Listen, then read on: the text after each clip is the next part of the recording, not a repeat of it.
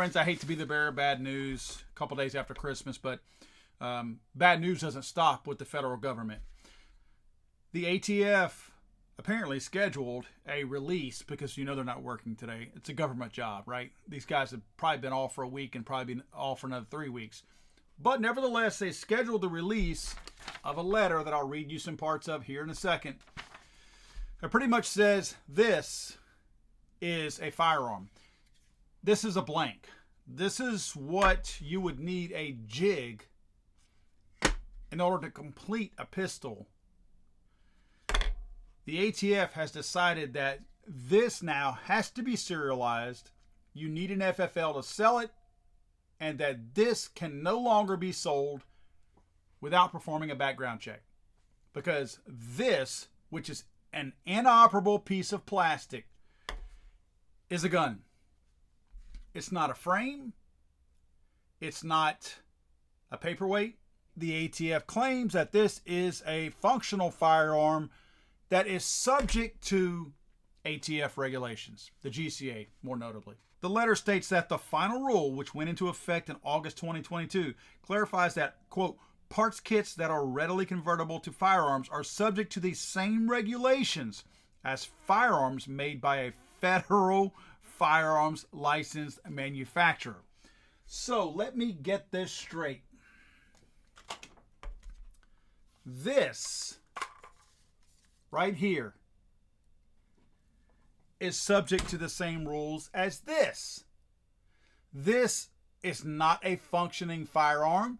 It's not even a complete frame. In other words, you can't put a slide on top of this and the internals into it and make this into a functioning firearm without this and some work. But the ATF is telling you that this is now the same as this.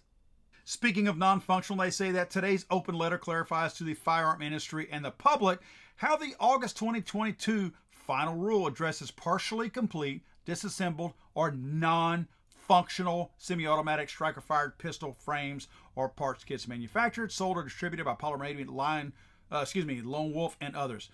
I still want to go back and point out non-functional semi-automatic striker-fired pistol frames. Think about this. A non-functional semi-automatic striker-fired pistol frame is now considered a firearm, according to the ATF.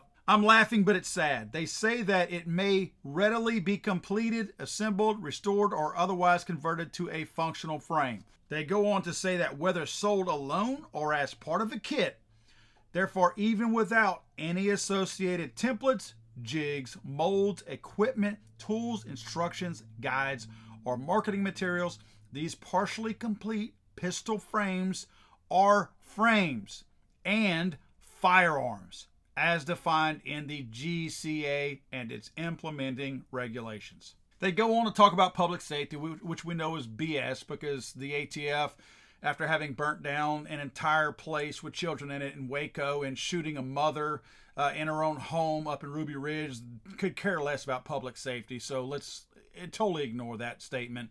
This is from Steve Dettelbach, by the way, so we know he's a hooker that works for the ATF right now, works for the White House. But he goes on to say that ghost guns can kill like other firearms. Well, you know what? Baseball bats can kill also. Ice picks can kill also. Actually, I can use a butter knife and it can kill just like a firearm. Technically, I could beat you to death with a teddy bear. So does that mean that we need to outlaw teddy bears? They go on to state that this means that they must have serial numbers and that those engaged in the business of selling them must be licensed dealers and run background checks. Now, guys, there's a lot more to talk about. As you can see, they've sent several different letters out to FFL dealers and folks like that. Bottom line is, we're going to be getting back on this, but this is not a finished frame, by the way, guys. This requires the jig and some work to make it a functional lower. As you can see, there are no internals and there are some holes that still need to be drilled out. This, by the way, is a Strike Industries Strike 80 kit. Guys, more on this. I hate to be the bearer of bad news, but I wanted you guys to know that this is happening. These guys are sneaky. They do this in the dead of the night, and they use the phrase modernizes the definition of a firearm. There's a reason why they're using this term modernize.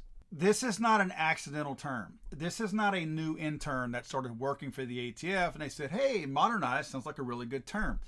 This is a new term. The reason why is because they feel like the Second Amendment is an outdated amendment. It's an amendment that they feel like needs to be, quote, modernized. They have said this countless times, the anti-gun movement has. They've constantly said this. They are now starting to get the ATF because the ATF does the bidding of the anti-gun movement. Look, make no mistake, the ATF does not answer to Joe Biden alone. The ATF answers to whomever is running and pushing the buttons of the anti-gun movement out there. So the ATF has now decided that they're going to start using the term modernize because now that's going to make it easier for us to understand and to be okay with, and I say that facetiously, to modernize the Second Amendment. Those 27 words are no longer going to be what they want them to mean because we need to modernize that. Be very careful with this term modernize. You are going to start seeing modernize more and more and more, and they're going to tell you that the Second Amendment is old and outdated and it needs to be modernized.